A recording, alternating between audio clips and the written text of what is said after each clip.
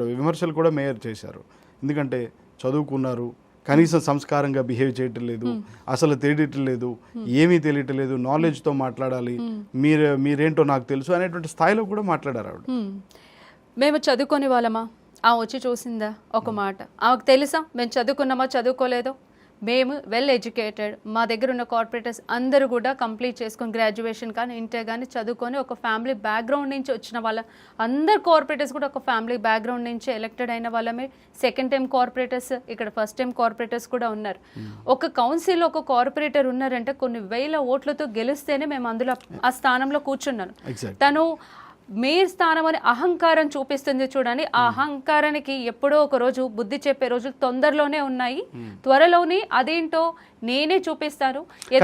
అహంకారం మాకు లేదు, అహంకారం నాకు లేదు, అహంకారం బీఆర్ఎస్ పార్టీ వాళ్ళకే ఉంది.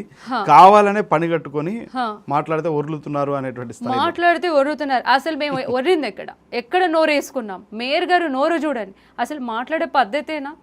తను ఒక మేయర్ స్థానం